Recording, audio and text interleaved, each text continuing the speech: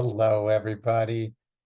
I would love to see some cameras turned on so we can get this party started. There's Laurel, excellent. Hey, Shauna, good to see some old faces. I'm sure we can have a couple more cameras turned on. I don't need all you guys, but just some some faces. Here comes Julie popping in. That's good. Excellent, everybody. All right. So I'm Scott, and I know some of you. I recognize a lot of names. Some of you guys, it's your second time around. Sometimes it's your first. Some of you, it's your first time around. But today, what I really want to do is take everybody through kind of where we are now to where you're going to be in a year from now. So the first thing I like to do, whenever we do an open house or a town hall, is drop a link for the agenda in the chat box, because what this enables us to do, or enables you to do, is write notes if you want to about anything we go over. So in the chat, you will see a link. And if you open up that link, you can go to the top corner, as you can see on my screen, and make a copy. And this way, if you want, you can actually make notes on it. Otherwise, it's going to be a non-editable document. So what we always like to start with in this is kind of where we are now, and I'll be going over that in a second, the document. But as of now, this is my 20th day working straight in a row. We have no rest for the weary or the wicked, as they say, during application season. So right now we have all of our students heading for early action, which is in 13 days. So that's going to be the early action schools, the early decision schools. And then right after that, we roll into the 11-15s, which are like Boulder and University of Washington. And then we have the UCs, which are 11-30, November 30th. And then we have the applications that come in after that. So we are in the heat of application times as of now. So what does this mean to you guys? That means that if we reverse engineer from now, you have a 1-year lead up until you're in hell. Just kidding. But you have a 1-year lead up until things turned out to be very busy. And so what we try to do in this type of conversation is try to put into, framing what is the most balanced way to approach here. Because a lot of times what we see is what's called the too earlies. And then now we're getting a lot of calls from the too lates. So we don't want to be the too earlies or the too lates. So who are the too earlies? The too earlies are the students a lot of times, and families a lot of times, that want to try to get ahead of the process. We have an old saying: students and parents who do things at the right time fare better than students and parents who do things ahead of the right time. There's always been like a mentality of, if I get all my ducks in a row, the process will be easier and I'll be more successful. But as you know, been doing this for 24 years or more, I don't even know anymore. I know, Laurel, how long you been doing it? About 12, 15, 20, I don't know. 15. Yeah, 15. Yeah, you're at 22, 23. Yeah, 23, but I was doing it before Blue Chain. So you start to see how the cycle goes, and you start to realize that there are some accelerated points, there are some lulls, there are some points when you should not be prioritizing on things other than what's right in front of you. And so what I want to do is I really want to try to help everyone go through that process and just give some color and texture to how the year unfolds, so that for some of you, it is your first time going through this process. And we don't want the process to be scary, because if the process is, oh my gosh, no one's getting into the UCs. Oh my gosh, my child needs to be checking every box with their volunteer hours. Oh my gosh, if my daughter gets a B, she'll never get into wherever she's going to go to. If we have that mentality, this whole process is fraught with a negative energy and an anxiety that trickles down to the student, trickles back up to the parent, and it really doesn't get you anywhere. If, on the other hand, you see this process as a balanced pathway to creating options, and I'm not just, putting out, words out there to kind of get everyone like, oh, he's saying the buzzwords.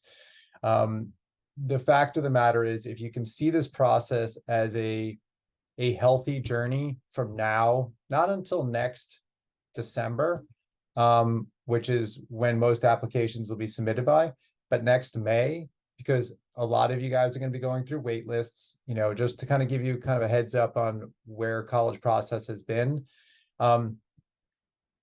Back when a lot of the parents were applying to school, or even, as of recent, before COVID, I should say, wait lists were used when they didn't have enough spaces for students and they were wondering about their yield, how many students are going to accept our acceptance, and they're trying to balance their incoming class. Now wait lists are used as a way to slow down. I say it's like on like the 405 when the police do like a traffic break. They're trying to put a pause on the flow of applications, because of standardized testing is not a quick way for them to make decisions. So the whole process slows down. So it used to be you would get a lot of early actions back in December. Early action, as you may or may not know, is the non-binding getting your application in early. Early decision is when you make a commitment to a school early, and if you get accepted, you have to go and you're on the hook for the full price and all that stuff that we'll talk in time about. But now the process tends to go all the way until March, April, with wait lists. Students have, like Michigan asks students to write additional essays, updates. So think about it. Now, we're thinking about as a year from now extends to be almost 20 months from now. So there's 20 months before this process will come to an end. And I say that, and I, been sitting with students, all of our specialists have been, and, you talk to them and you say a year from now, you're going to have your roommate picked out, you're going to have your sheets picked out, you're going to be, off to school and already in your, in your dorm.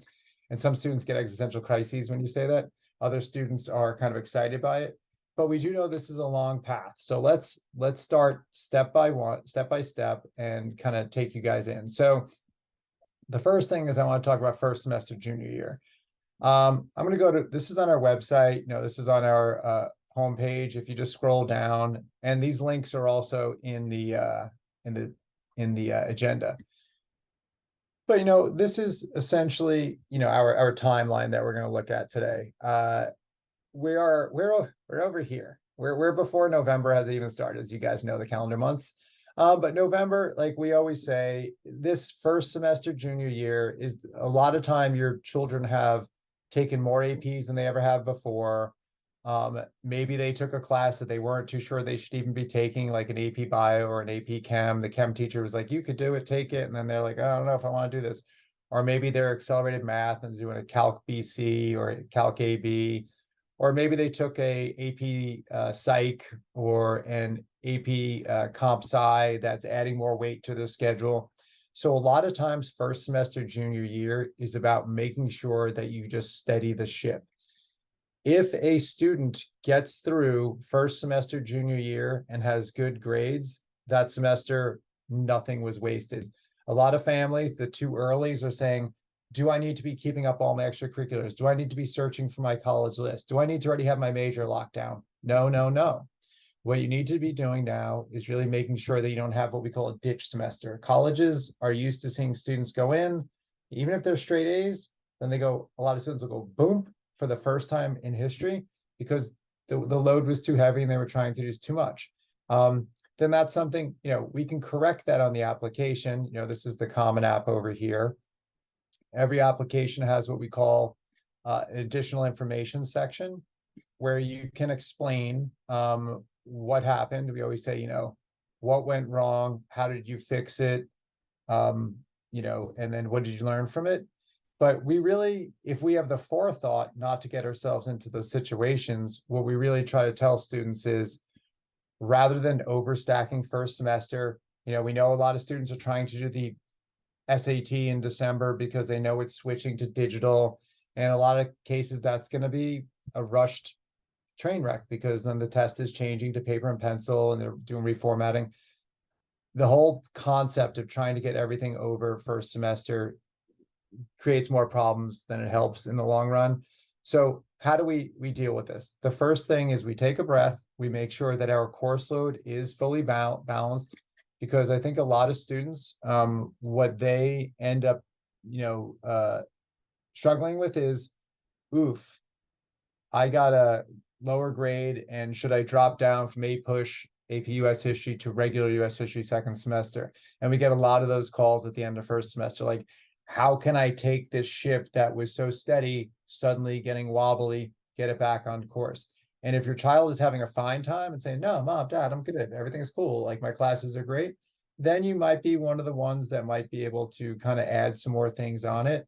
But first semester, junior year really should be about prioritizing your coursework, making sure that you're getting, you know, I say this a lot of the boys out there that might have had a rough sophomore or freshman year, and they're kind of like, oh, like waking up. I'm not genderifying, but I do see it happen a lot.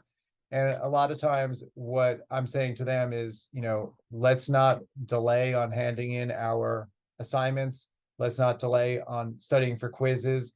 A lot of students will do what we call the check mark. They let grades drop a little bit, and then they fight like heck to pull them back up before finals. Junior year is not the time to do that. Junior year is the time to start strong, prioritize, and finish strong.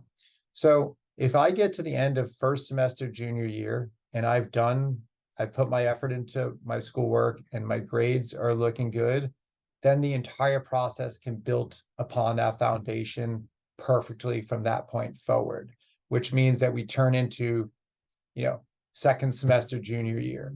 And second semester junior year is going to be a time when now students are going to start to think about the colleges. They're also know that AP season is coming. You know, AP season is in May. So we know that that is going to, we know that that's going to take its toll on students as well in May. So this time period here can be busy, but students have usually gotten out of the darkness of first semester. So they no longer are confused about their teachers. They know what they have to do.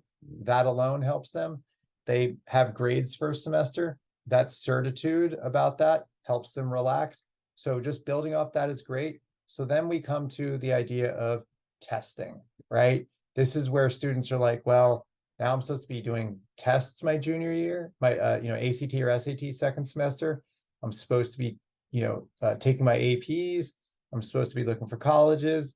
Yes, but there's a way to balance it all, because the first thing is we have to ask ourselves, is it even right for me to be testing?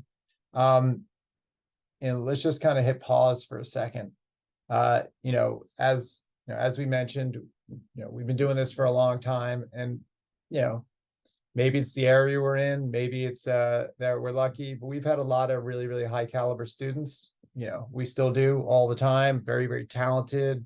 We love all of our students. But there was always this mentality that you would have to, take the ACT or SAT to get any good options. Obviously, I'll talk about test blind schools like the UCs, the Cal States, a handful of other Northwestern schools, and test mandatory schools like Georgetown, MIT, a couple of schools in the Southeast, like Florida, University of Georgia, which are test mandatory.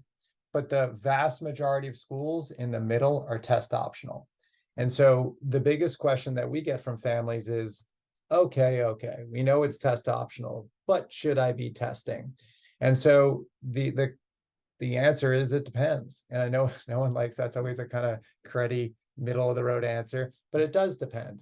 It depends on a couple of things. It depends on what your GPA is and what you can potentially score. And it also depends on what your goals are. So let's take some examples. I'm going to pop us onto our blue list for a second. And I'm just going to open up a school, at the bottom that maybe someone we know. All right, let's open up USC, local school. These numbers here are and some of you guys have heard me say this before, this is the center 50th percentile. That means that this is the 25th percentile, and this is the 75th percentile, meaning 25% get higher and 25% get lower. But we look at that, what we call center cut, and we say if you can get usually above the 25th percent and get into that range, then you should consider submitting. Sometimes students have a GPA that is well above the school's GPA, and the test score is below, and we might say, maybe hold back your test scores on this one. Same thing with the SAT. It's, the school is 1450 to 1550. So I know that's a pretty competitive school. So if I'm hitting like a 1300, I probably wouldn't want to submit to that school. And a lot of families are like, well, how do I know to submit or not? If I'm on the Common App, and guys, just so you know, I'm going to go through things a lot of, fast. This is kind of like this open house is more about exposure therapy. It's more about like throw all these things out at you, and then as time goes by, it won't be your first exposure to it. So if I go to the testing section, I'm going to be asked if I want to submit any scores. And I will be entering my scores in here and say I got a 1200. And then when I'm about to, check out for any of my schools, the schools are going to ask me individually if I want to submit scores. I can probably find it on this one, but I don't want to like waste our time. But every school, it's in a different area. But they're going to ask you if you want to submit your scores. So what does that mean? That means if I take a test, I don't have to report them, or I can report them on my Common App and only select which schools I want to send it to.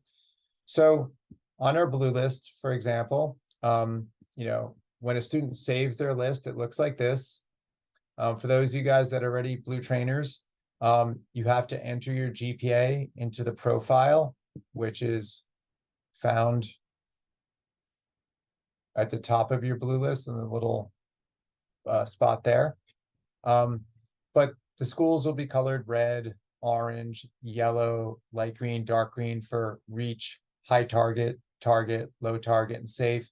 This student has about, I guess, around a 4.1 GPA weighted. But I might look at these schools and say, all right, I have a 30, I'm going to send it to Washington. And you'll start to notice that you'll probably pack up some of the schools that are lower. And maybe if your GPA is lower than your test scores, you might actually send it to those schools as well. Test scores, now let's talk about the value of them. Will they change water into wine? Will they help you get into schools that you ordinarily wouldn't have? One of the things that we would say is that if you're applying to schools, let's just, call it out. If you're applying to like Stanford, Yale, MIT, any of the schools that are really, really super competitive, not only because their numbers are high, like numbers are high at Berkeley and UCLA and those schools, but there's a lot more spaces. When we're talking about schools that only have 5,000 students, and they're also one of the most sought after schools in America, those schools start to run out of data points. So if you just have a 4 whatever high GPA and a lot of activities, then you might want to consider testing to try to make yourself competitive for one of those competitive schools. And by the way, I didn't lead with this, and I usually do. If anyone has any questions at any point of this, you can just raise your hand, you can unmute your microphone, or you can just drop it in the chat box, because I'm very used to picking up questions as we go.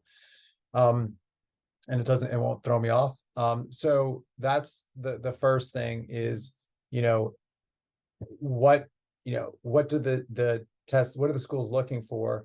And the second thing is, how much is it actually going to help me? Well, sometimes a test score can translate into tens of thousands of dollars.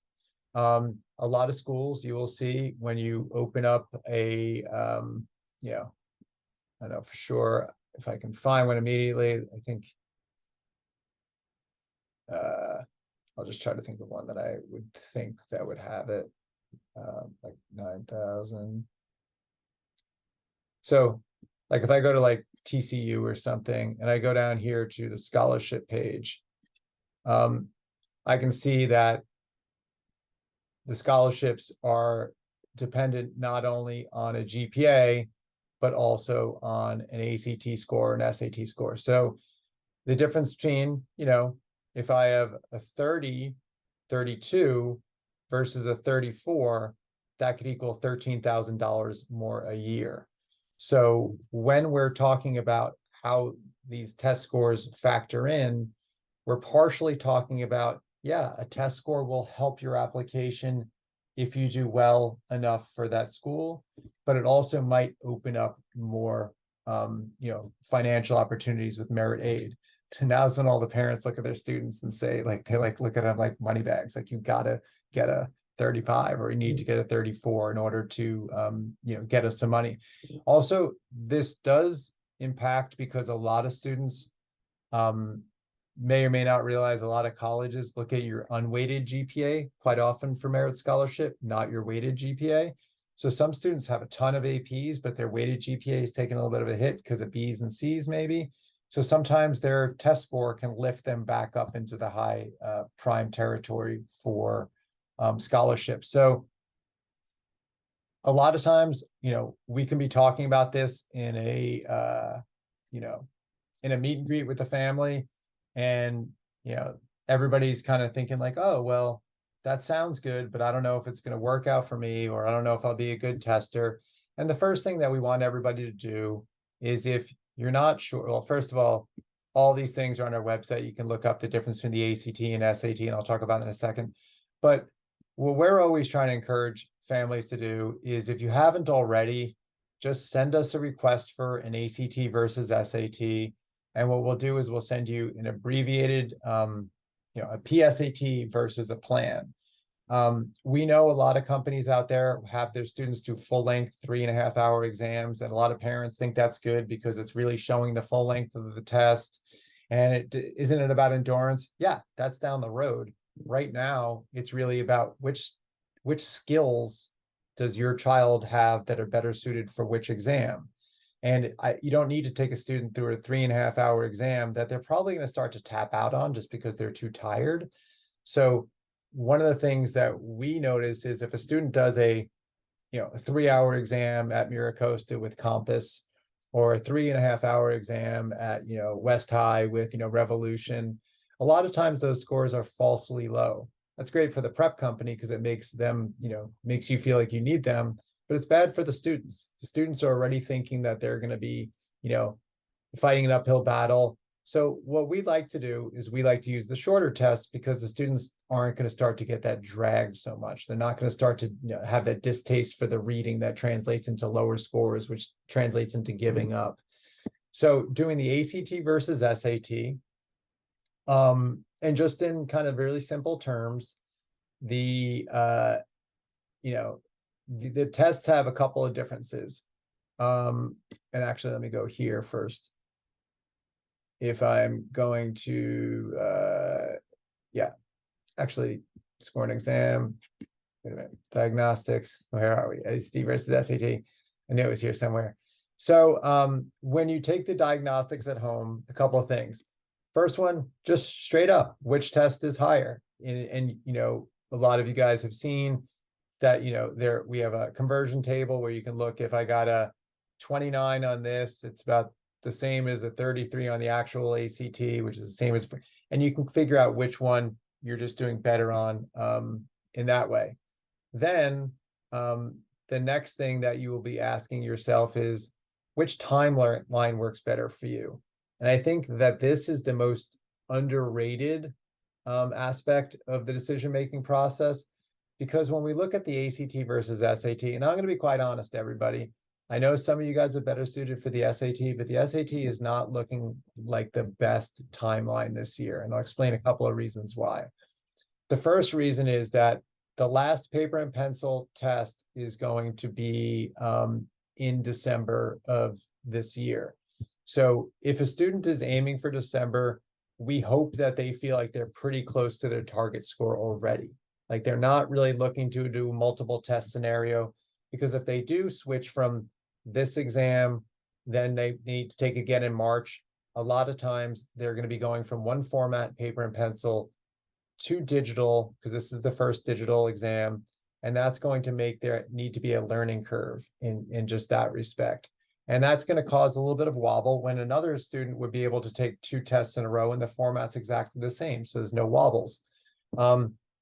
The other problem is, if I decide to skip the December exam and I go straight for the March exam as my first, which is common, but then my second exam would have to be in the middle of AP season, or after, like right in the middle of finals. And that, none of that looks great unless you are someone who is already looking good for your December SAT, and you just want to go through it and see what happens. I do say, and I just want to kind of go back here for a second. The reason why we go for a multi-test process is because we think that if you do all this prep, the old idea of prep is, do like 20 hours of prep and then take your first test and try to knock it out of the park. That usually falls flat on its face because students have test anxiety. The first exam, usually there's some things you learn through the process. So what we're always trying to do is try to like make it a multi-test process, not to lengthen it out, but to make it a healthier process. So what we want our students doing in the beginning of test prep is, build your skills with no pressure. Whenever you're doing homework assignments, untimed. What don't you understand? Do you still have trouble with functions? Do you not understand the difference between semicolons, commas, and colons? What's the difference? Then once you kind of fill some of your gaps, then you go on to stage 2, which is about doing the test in time, practicing score chasing. And then stage 3, when we get closer to real exams, this is when our students will actually do what we call speed drills. They start doing 60-minute sections in 40 minutes because that speed pressure mimics real pressure. And then they start to kind of adapt to it. We also do performance sessions that are free. We do performance sessions and proctored exams right before any real exam. So the 2 Saturdays before a real test, our students, we'll do proctored exams full length. And then the 2 Wednesdays before the real test, we always have free performance sessions, which is like a spin class for students who are about to test. They do speed drills, they do elimination drills. It just makes them sharper.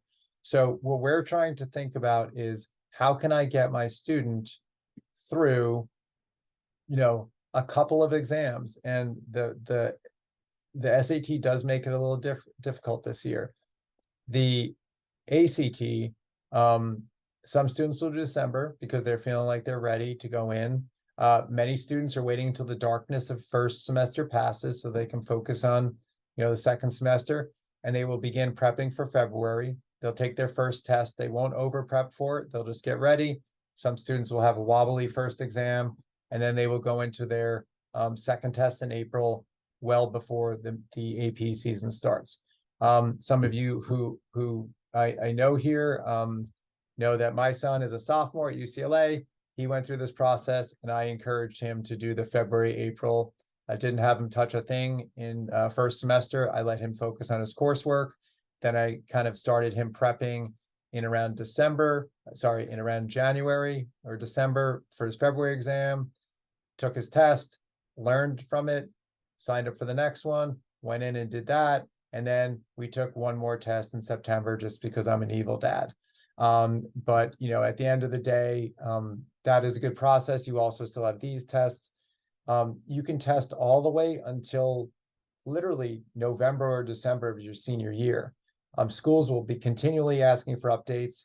You can continually sending it. We have a lot of our seniors taking the November SAT coming up and the October ACT coming up. Someone did ask a question, so I do want to answer it. Someone said, is August a good time for the SAT? As you can see here, I put sunscreen versus Scantrons. While the August date comes, after a nice summer rest and occur before senior year starts, it can be a sand trap for some. Basically, some students just are still in the summer gloopiness, and they do better with it being in the school year.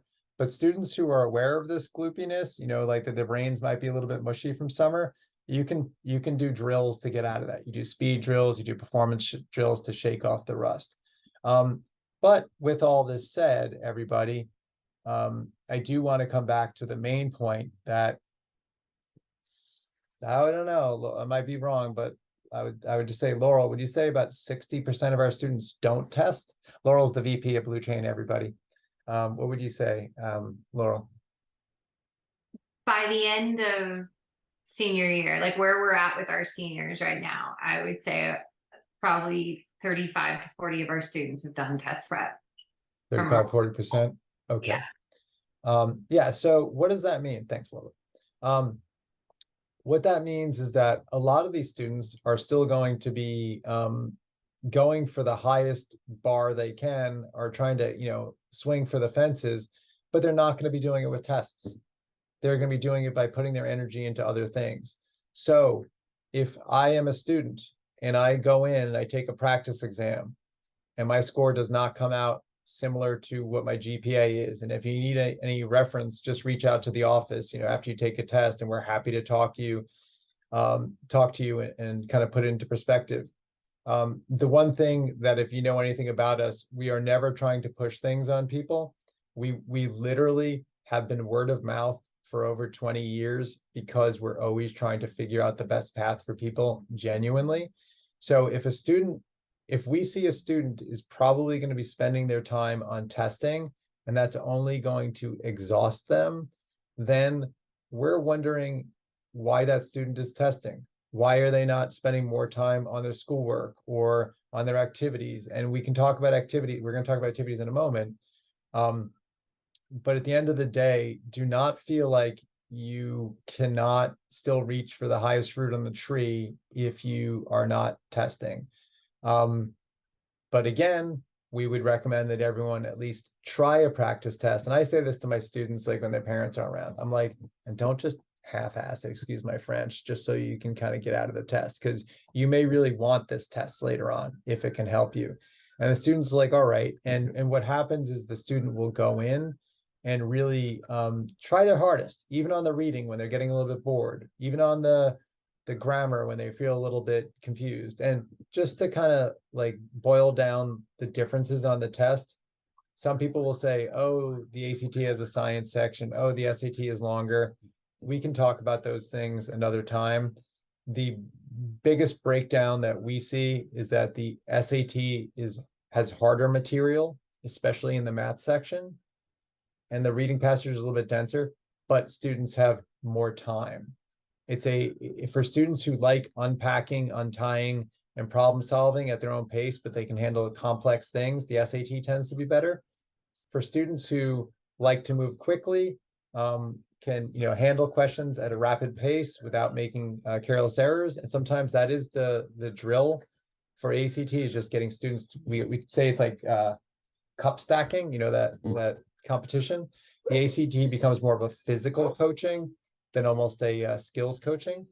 Sorry if you guys can hear my dog howling and sirens going past, so sorry if that's coming across. But so always take the exams, see how you do. If you need a second opinion, reach out to the office and we'll be happy to hop on the phone with you. Or if you haven't done a meet and greet, do the test before the meet and greet, and then we'll help you sort it through. And then once we get that, it'll be about timeline.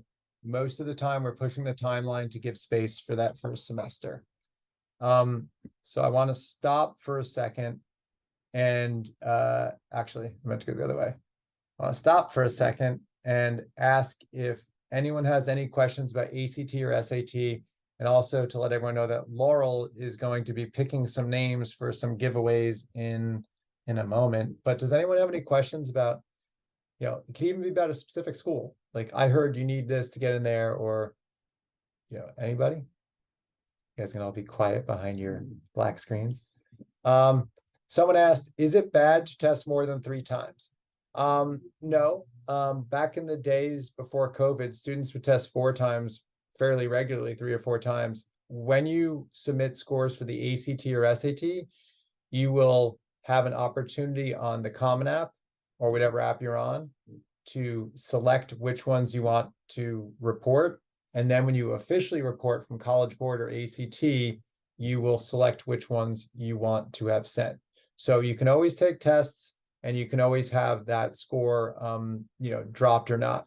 And the one thing I will say, there's something called a super score, and I see some other questions coming in, so I'll get that in a second.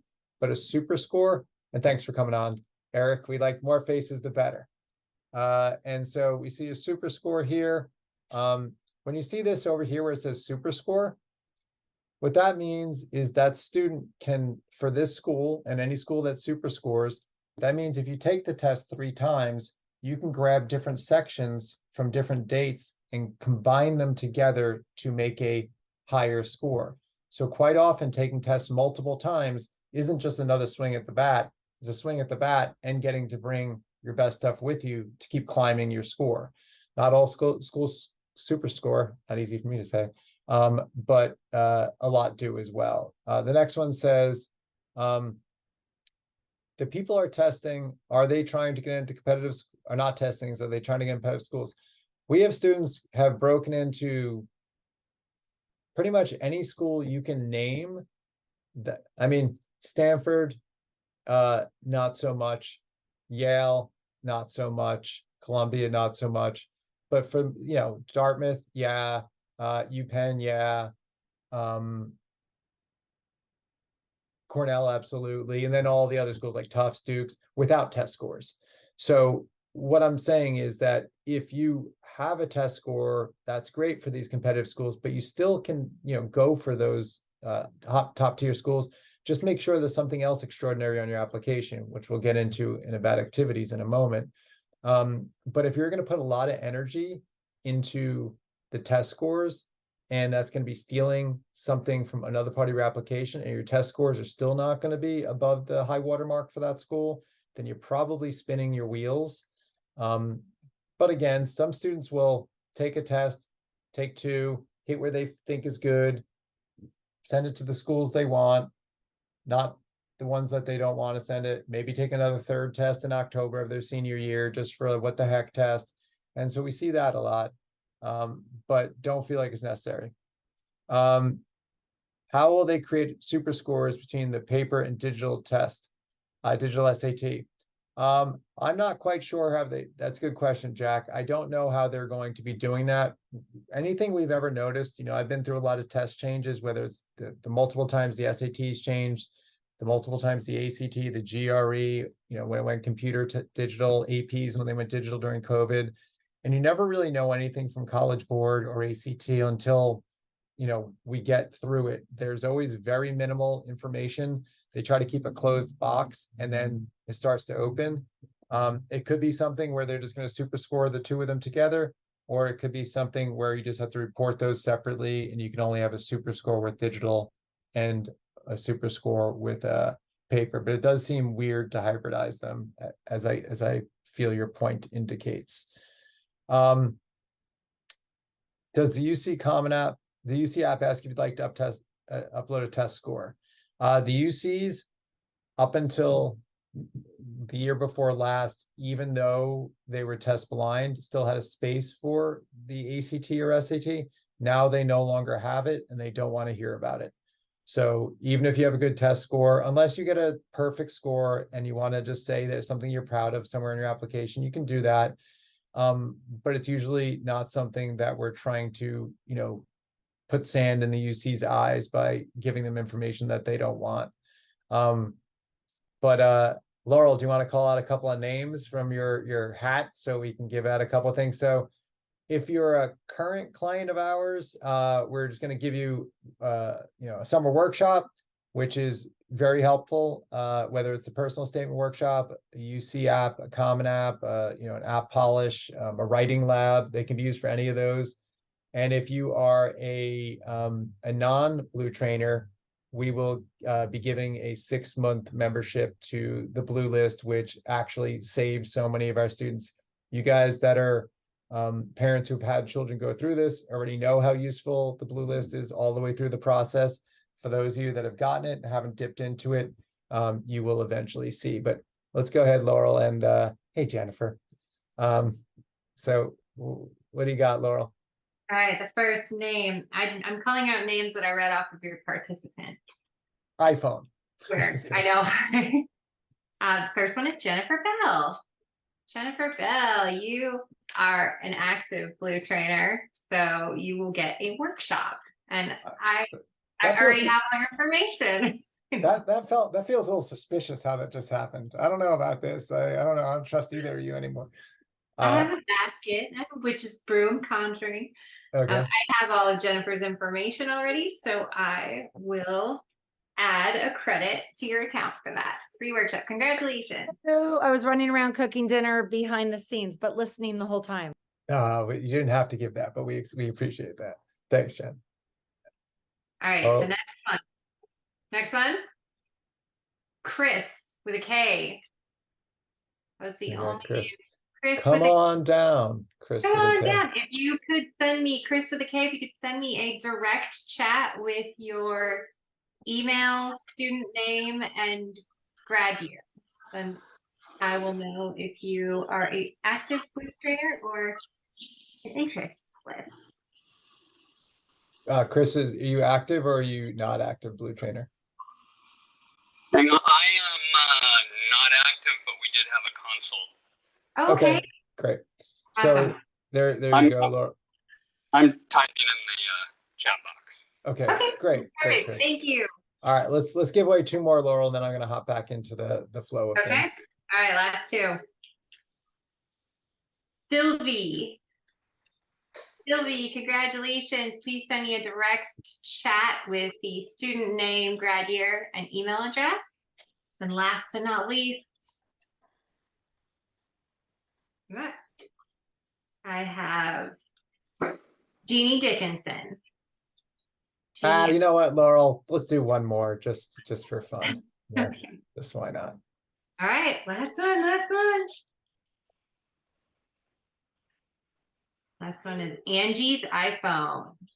Angie's Ah, Angie's iPhone. Direct chat. Way to go, Angie's iPhone. I think that would be me, right? Yeah. Malika? It says Yeah. yes, that's Oh, you. Hey, Angie Malika, how you no. doing, Angie? Good. Third time's the charm, Scott. Yeah, there you go. Excellent, everybody. So let's jump back into this. So now, for a lot of families, this is what I think that a lot of families are also thinking about. A lot of you think about, test scores, and that's a first semester, that's entering the college process. But really, this is the meat and potatoes of the college process. These two pieces here, second semester, junior year, and senior summer. So I don't want to make a whole meal out of this, so I'm going to try to make it fairly quick. Let's talk briefly about what your children like to do, okay? Because, when we meet with students and we do what's called college list building, and we bring them on the tours through the Blue List, we show them the schools, we talk about the culture, like if you've seen the Blue List, there's live cams, radio stations, slideshows, 10,000 videos, etc. So they get a feeling for it, but then they always have this existential dread when you talk to them about majors. Actually, there's two types of students. Some students are like, I've wanted to be a dentist since I was born. That kid's a little precocious. But then you have the students that are like, I don't know what I want to do or what I want to be. And obviously, we adore both of those students, and we totally understand that the dentist from birth very well may turn into a computer scientist, and the other student might find their passion before they even submit their applications. So we know all this stuff is fluid, but what we care about are two things, because we're not going to tell your children what they're going to be when they grow up. A lot of families say, hey, do you guys have like a multiple choice test that my daughter can take that'll show her what she's going to do for the rest of her life? And they're actually like hoping there is something like that. There's tons of those things online, but most of those aren't really going to give you the truth. The fact is that I call, some of you guys have heard this ad nauseum, but the playground philosophy.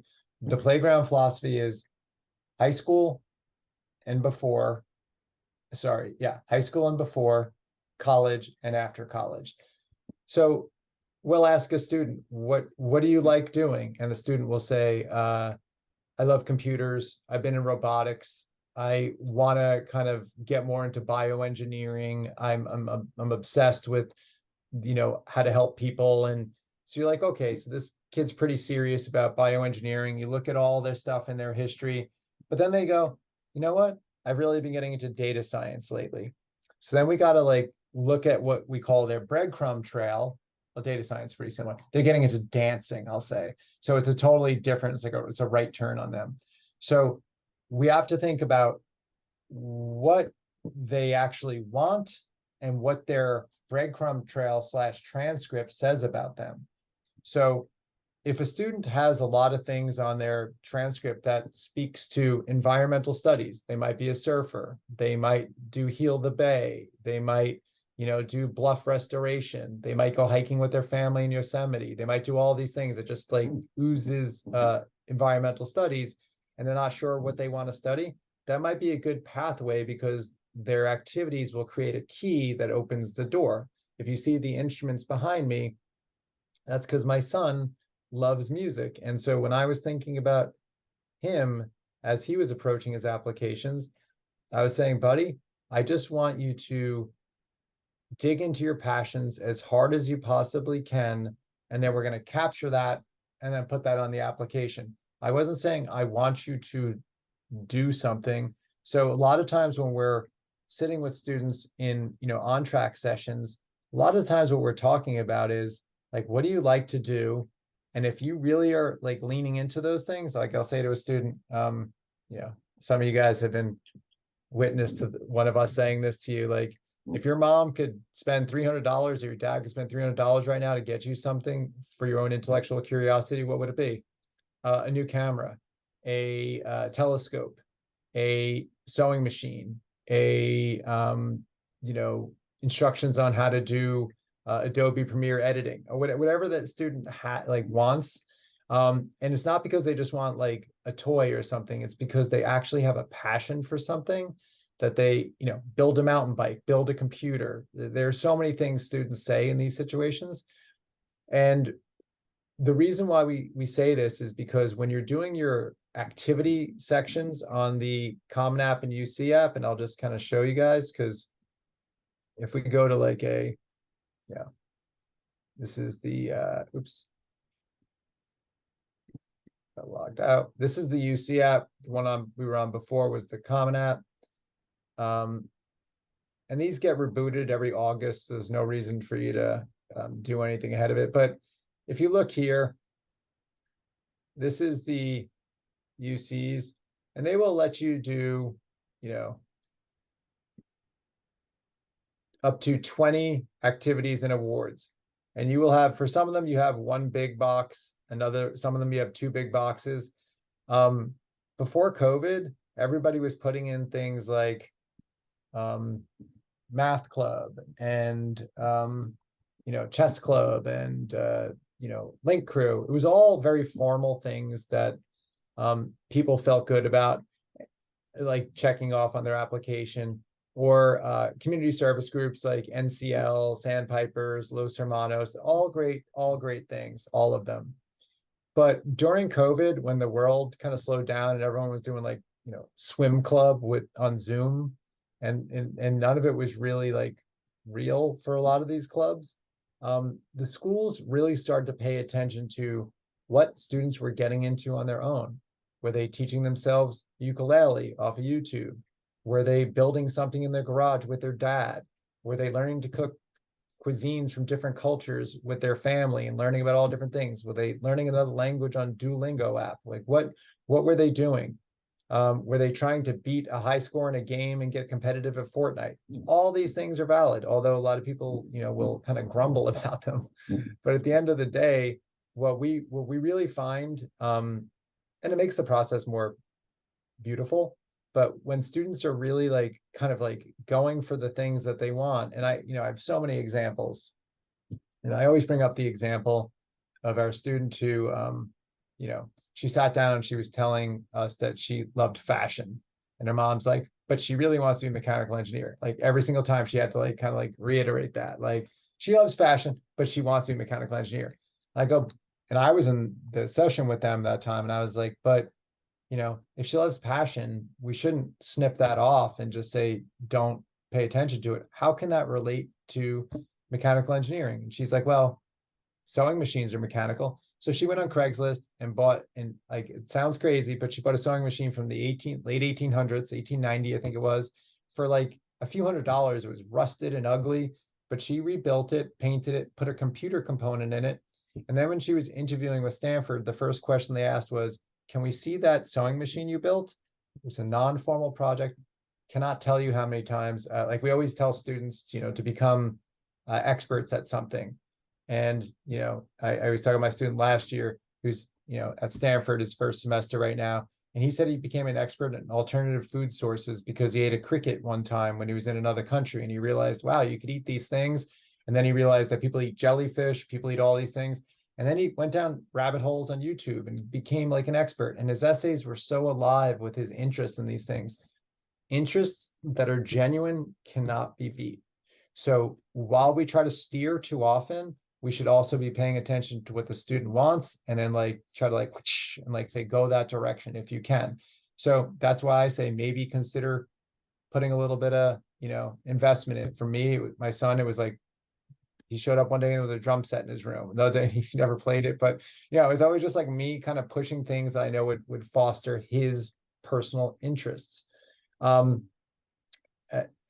on tracks, what we often do is we work with students to help them try to figure out what they can put their energy into. Sometimes we do that first semester. A lot of times we do it second semester. And a lot of students will think, well, don't I have to be doing something for 4 years for the college to care about it? No, that is, I think, another really big misconception. If I'm going to go back to the Common App here, and I go to the activities, what you see here, these little arrows here, these are hierarchy arrows, and that's how you move things up or down. And I can give a list of 10 activities, list them one way, and then list them another way, and it seems like two completely different students. So we talk to students about keeping things in clusters, putting informal activities in there, moving things that you're really passionate about up to the top, even if you just started doing it senior summer.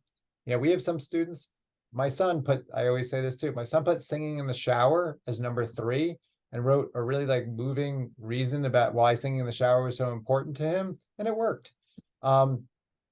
Sometimes students will kind of put something that they've only done for a weekend at the top because it taught them about CRISPR gene editing or whatever it was, and that became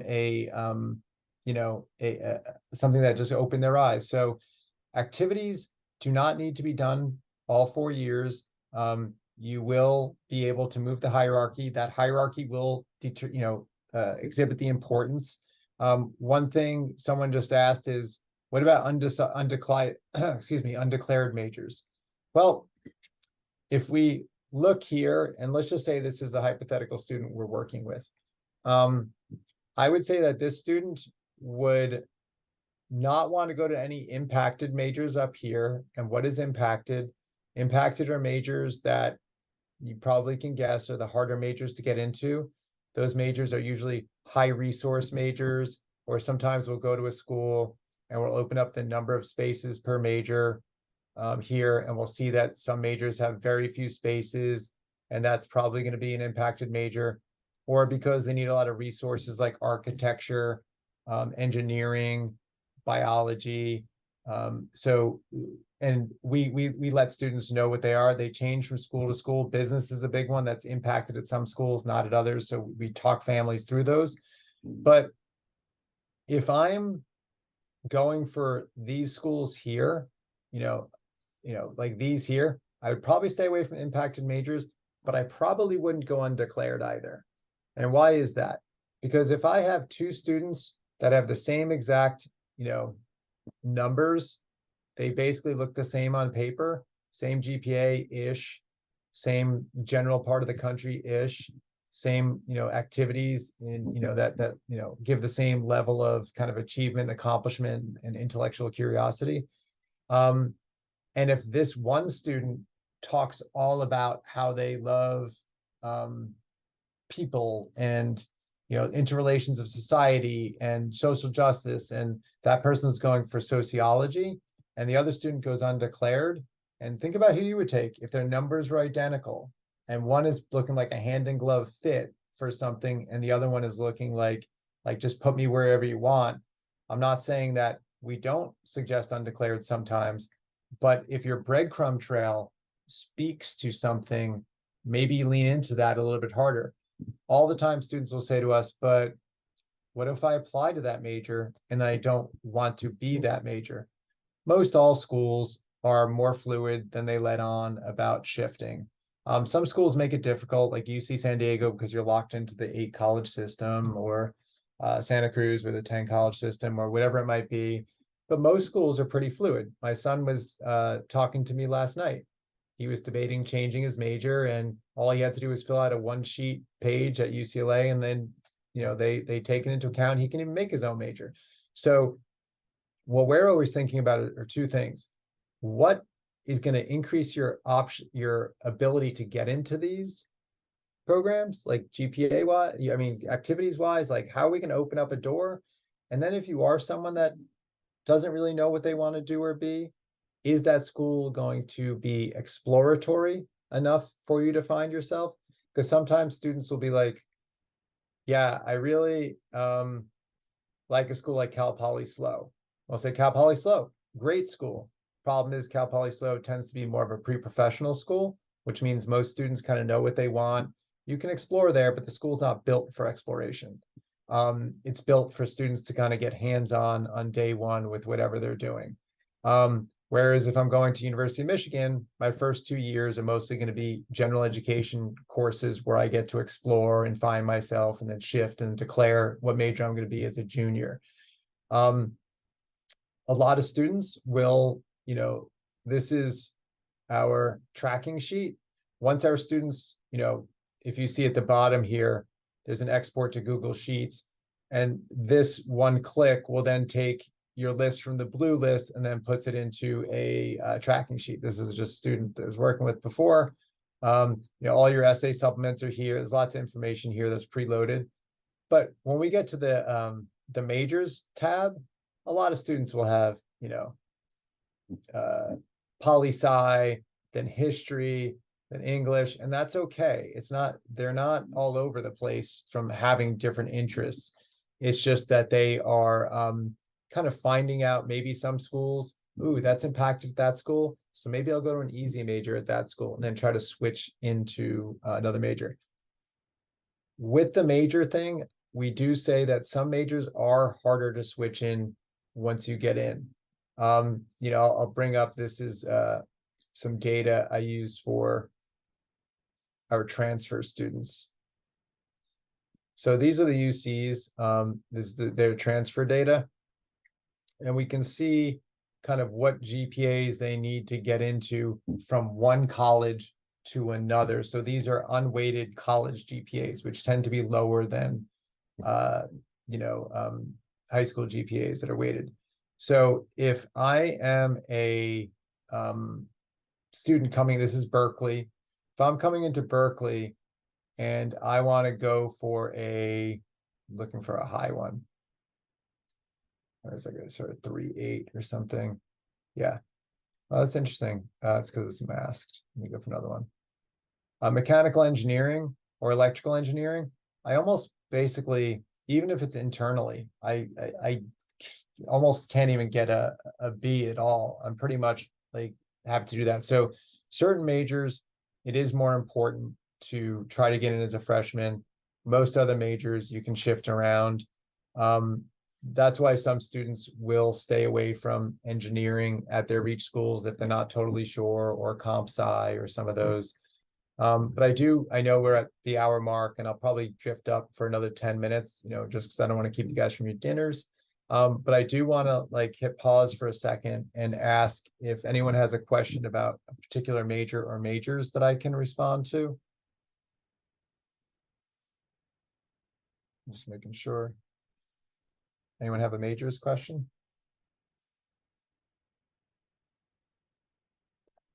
Well, I'm sure they'll come soon enough.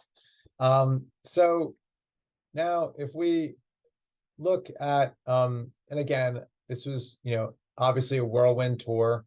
At Blue Train, our two favorite things, if you ask any of the specialists on our team, it's three things. We love extracurriculars and major exploration. That's always fun, working with kids and their natural interests and actually trying to help them kind of figure something out. And for others, the fun thing is college list building. So when we build college lists with people, we're looking at lots of things. We're looking at, do they want to be in a comfort region, somewhere that they know? Do they want a growth school, somewhere they're going to experience different parts of the country, different weather patterns, different culture? Do they want someplace that's like partially close, partially far? Because they want to be close enough to come home for 3-day weekends, but they also want to be far enough away from mom and dad to, feel like they have their own life. Do they want to go to a really big school where they get lost in the crowd? That's been a trend since COVID. More students have been gravitating towards larger schools. They just kind of feel like they want to kind of crowd surf a little bit. And also big schools, yeah, they do have bigger classes. Everyone always says, they don't get to know their teachers, but there's also a lot more courses. So one of the things, if we open up try to find a school, well, this is a medium-sized school, but if I go to try to find a big one that I know for sure. Like even if I go to Oregon State, which is a big school, and I go to the course catalog, I can go through and just see all the different, if I go to a small school, they may have, half as many majors as this in the A's. And then more importantly, when I open up their courses, I will only see 1/5 as many courses for a lot of the smaller schools. But then again, you do get a lot of, attention in the smaller schools. So there's pros and cons to small and big. It's not just about, big sports and small class sizes. There's lots of different factors. So we'd love to talk to students about, what they want. Do they want, racially diverse? Do they want politically conservative or liberal? Do they want sports? Do they want to be close to the airport so they can come home? Over here, there's all sorts of videos the students can, go through. We always start out with the overviews, and then we get down into the, pros and cons, day in the life, so students can go through those. If you want to click on, just, to learn about all the different residence halls, you can go through there. And students can learn a lot just by doing this. You can find out about the college town, which is really nice here. I find this to be a really helpful resource as well. Then there's all the reviews here, so you can kind of see what the students are saying about the school, and there's multiple different places. And then there's a scholarship, study abroad, all sorts of different things you can get into here. And then our students will, as we do the college list, will write notes over here. So let me see if I have any notes here. Oh, no notes in that one. Yeah, so, students can drop links in here, they can drop pictures in here, but a lot of times what they're doing is they're creating information for the supplemental docs, which are their essays that are the short ones. Let me just show you, because once you actually create your college list and you have a balance of reach, target, safe schools that we know that you're going to be covered and hopefully get some merit aid money as well, then comes application and essay season. Application essay season is full force right now. Our students are writing their, little paws off because there's so much to get done. The Common App is, this is the personal statement, which you write one essay, one page, but it's a very meaningful page. There's different options, but there's also a topic of choice that students will often be encouraged to do. And we have our, we have all of our examples that our students have written over the years that just kind of show all different ways to go about this. Our workshops over the summer hopefully teach them how to be better writers in the process. Then there's the UC essays. Think of 4 half-page essays. So these two, if you're applying to schools outside the UCs plus the UCs, you got to think of, you have 3 pages of essays just to start a single Common App, and you pick 4 of these out of the 8. So then you now have 3 pages of what should be some of the best writing you've ever done. Really, showing who you are, showing your personality, why you make a good roommate, lots of different things. But then this is where things get tricky. And I know parents know this. It's the individual supplement prompts. So after you apply on the Common App with your main application, if I'm going to do Michigan, which is a common one, the students will have to also do these 2 essays, tell how you're going to fit into the community, and then tell us what you want to study. And this is another almost 2 pages. And then if you're doing the Ross Business School, you got to do another one. So essays are the biggest time consumer of the college application process. There's no doubt about it. So a lot of times when our families are talking to us about how to use their packages, they buy a package of hours, a package of tokens. And as they move through the year, they want to kind of start using them because they think they're going to have too much left at the end. And we're like, just know that essay season is the most voracious time when the students need the most help. They have deadlines, they're stressed, they're confused, they're worried about cliche, their structure isn't working. They change ideas midstream, another supplement prompt pops out. So what we really try to do is we really try, to go back to, let me see. I saw those questions. I'll get back to those in 1 second. If we go here, so over the summer, actually, let me show here.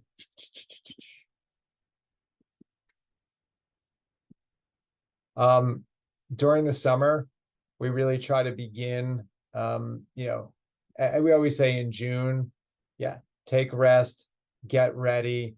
And some students will start doing application workshops in June, but really June and July is when Blue Train is workshop, applications, essay season for the most part. So students will go through this, get started on their essays, build their college lists. A lot of students will start their college list like you guys earlier because you can start earlier and it also saves you money. So we usually encourage our families that are with us at this point to think about beginning to work on their college list, the end of first semester, the beginning of second semester, and then, by the time you hit summer, it'll probably pretty much be locked up. Applications don't go live until August 1st. So we're not trying to put things out of order. We try to do things in a very orderly manner. So college list, main essays, applications, refining it, and then September, that's when supplementals start to come out. And students will be doing this into their first semester senior year. And first semester senior year tends to be as busy as second semester junior year. And not only that, the thing I mentioned previously is that, we have so many students that are, trying to get a lot done and they're throwing all this on their shoulders. And first semester senior year becomes important because of how many schools wait list. So the first thing that they ask is, once they put you on the wait list is, do you want to be on the wait list? And do you have first semester grades you can send to us? And that's going to be a way that they shake the rug of a lot of students that don't make the cut. So we're always, when we're talking to students about their senior year course load, is really like, make sure you don't overload. Make sure you don't overload. Make sure you can handle it all. So that is important. Let me look at the chat questions that just came in. Is it difficult to transfer into engineering in the same university after freshman year? It depends on the school. If we're talking about schools that have really big engineering departments like Purdue, University of Illinois, Urbana-Champaign, some of those schools that are engineering kind of monsters, they tend to be pretty fluid. When you have a school that tends to be a little bit more like tight, like USC, that doesn't have a huge number of engineering spaces, boiler up, Melly says, then what we see in those cases is when schools have smaller engineering programs, they don't usually have as much opportunity for that movement. And it's usually about looking at the list where your numbers stand and are you going to place your bet on the engineering? Or some schools will have what's called undeclared engineering, which is nice because then you're in the college, but you're not in a specific major yet. And that's a nice kind of middle ground because those numbers tend to be a little bit less than picking mechanical engineering or electrical, which tend to be higher up there. The other question was, what college stands out for engineering with computer science and some history classes? So for engineering with computer science and some history classes. I mean, pretty much most schools, if they're not completely tech driven, are going to have strong history departments. Schools that tend to be like Rensselaer Polytech or Stevens Institute or New Jersey Institute of Technology or Carnegie Mellon, those schools tend to be really hard on the tech side and they don't leave a lot of room for the humanities. But most schools that have strong engineering, like a Michigan or whatever, those schools tend to have a lot of everything for everybody. I am knowing that certain people are going to start fading or they already have, so I do want to try to wrap this up for everybody. For those that are Blue Trainers already, we will begin our official town halls as of November 1st. And it'll be, we just take it month by month at that point. We don't try to do like a speed through the whole thing. And so November 1st, we'll be getting the newsletters out to you guys about each month. And then we hope you guys start attending those. Families who do attend at least some of the town halls or watch the recaps of them tend to feel very clear-minded as they head through the process, which makes everything a lot easier on the student and on the, hey, Julia, and on the family as well. For families who are not with us yet, or if they want to, reach out to us, now's the time that families are setting up meet and greets. There is a little bit of a delay, probably into November, just because we always prioritize our seniors. We have to, because they're on ticking clocks. But we always love meeting new families and doing a free meet and greet and walking everybody through. Hopefully you get a lot of information about your own child in that. As of December, we're hoping to be launching our new portal system, which can be guiding everybody's information from their grades, their essays, their prompts, their college lists, their token counts, all through. And Blue Train families that are already with us, you'll just be getting the invite as soon as that is functioning. It's almost there. And yeah, so that was a lot. Laurel, do you have anything to say before I kind of release these? Plus, I was going to say, it's so nice to meet you all. We look forward to working with you. Yeah, so thanks a lot, everybody. If anybody needs to stay back and ask me a question, I'm happy to answer. Otherwise, really appreciate you all coming out, and we hope to see your faces soon. And Blue Trainers that are already with us, I will see you in November. Bye, everybody. Bye, guys. Bye, thank you. I'll stay on for a minute. Bye. Thank you. Bye, guys.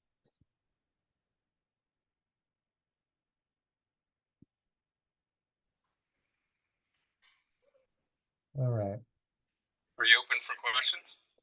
Yeah, it's just some quick ones. Yeah, what do you got? I know you publicized at one time, or I don't know if it was like A's over APs. Yeah. And, most, like when I go to the high school, they're kind of apprehensive to even give an answer on that. And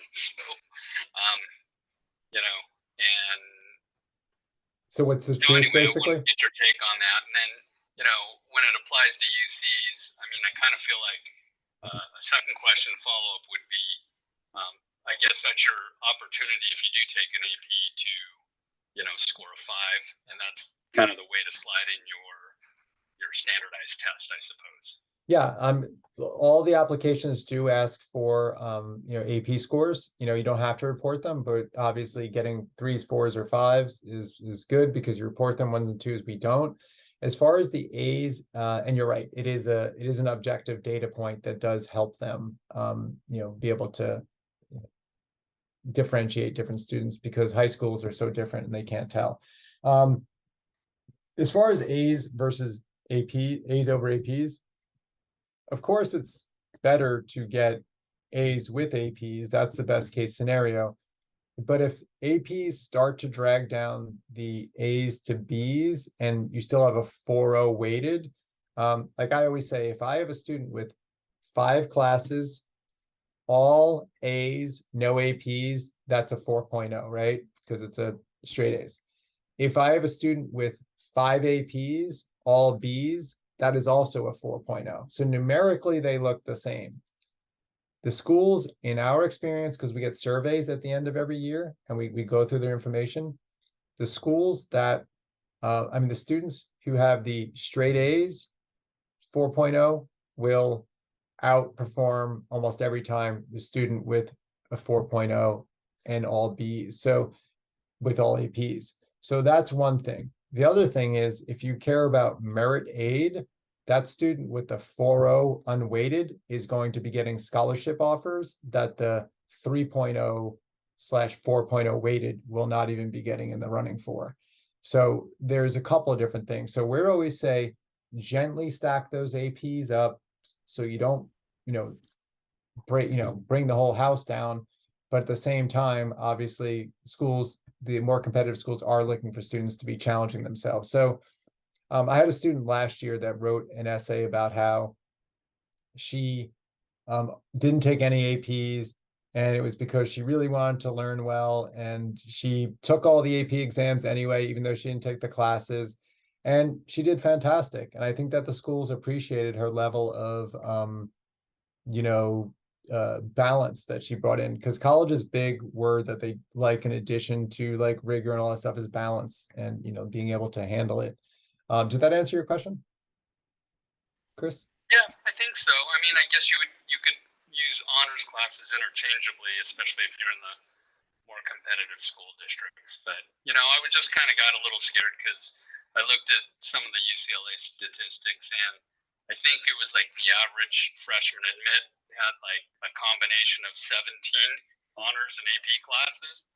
I don't know if that's really true, but I mean, given that there's only 20 academic classes, kind of freaked me out a little bit. Yeah, that sounds really high. Also UCLA is going to be looking at a lot of things. They're like the holistic review champs. My son, not to use him as an example all the time, but he got a C in honors chemistry in sophomore year.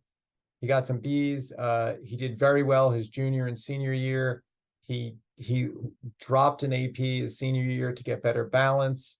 And he really just put together an application that just kind of showed how he why the choices he did make, and then showing like growth after that. I think when people start to kind of stack APs and they just start kind of going for this like 17 APs and honors courses, that really can put more people into train wrecks than we would want, especially if, like, I guess my question would be to ask the student, if I were talking to them directly, would be like, how are you feeling? Do you feel like you can get straight A's? If you can't get straight A's, what would you be able to take off that might allow you to do that? Like, I'm always along the philosophy of what's the heaviest course load you can take where you still think you have a shot at straight A's? And a student will usually be pretty honest with that. And they'll be like, I can't get it in AP Lang because my teacher's always going to be hard, or I can't get it in this course. So that's what I would always say, Chris, is like, I would talk to, you or your child and say, like, what's the heaviest load you can take where you still think you have a solid shot of getting A's, straight A's, and then try to work it from there. Yeah, and if you always have a question, you can always reach out. Does anyone else have a question? I can't tell if these people are active. If no one does, can I ask you one more quick one? Yeah. Just as far as calculus, up in all these school districts that we're in, PV.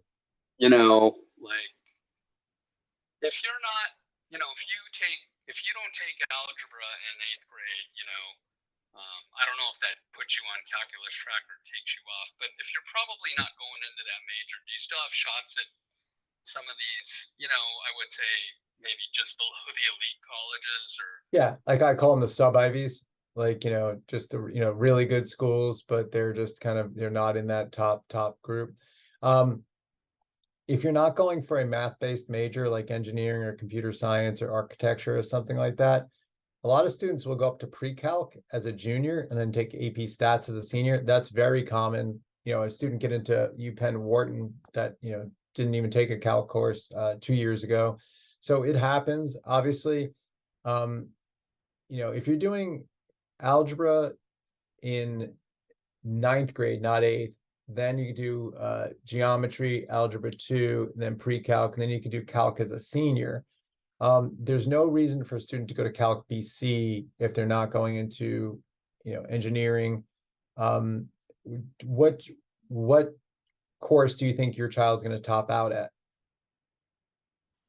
I don't really know. She's in algebra now. And what grade is she's she in? 8th grade, 8th grade? but she might, I don't know, we're kind of weighing, might be wise to repeat. She's not failing or anything, but still, might be wise for her to get on a more reasonable track, I guess. I don't think that there's anything wrong with that, to be honest with you. I would think that, again, 9th grade algebra leads to 10th grade geometry, 11th grade algebra 2, and then 10th grade, 9th grade geometry, 10th grade algebra 2, 11th grade pre-calc, and then senior year can either be calculus, calc AB, AP, or AP stats, and all those are good, fine options. So I think that if you're sensing that she's a little bit, not ready for that, and it's becoming a struggle for her, then I would try to really give her, because math, I mean, I'll be honest, I still talk to students, in their senior year that still get wobbled by math they had in 8th and 9th grade, that they lost their confidence, and losing math confidence early just creates a cloud and an inability to kind of like let information in, because it's almost like a math phobia. And so I really don't like when students are setting themselves up to kind of build a life of math phobia. So if you think that that's going to help correct it, then I would, I'd, be all in support of her doing whatever gave her a better foundation, because she doesn't need to be doing Calc BC as a senior. It's not necessary. That's how I Thank you. think. You Thank got you. it. My pleasure. Evelyn, Jack, or John, did you guys have any questions, or are you guys just stuck on Zoom? All right, looks like nobody's here. All right, guys, take care. Take care, Chris. Bye-bye.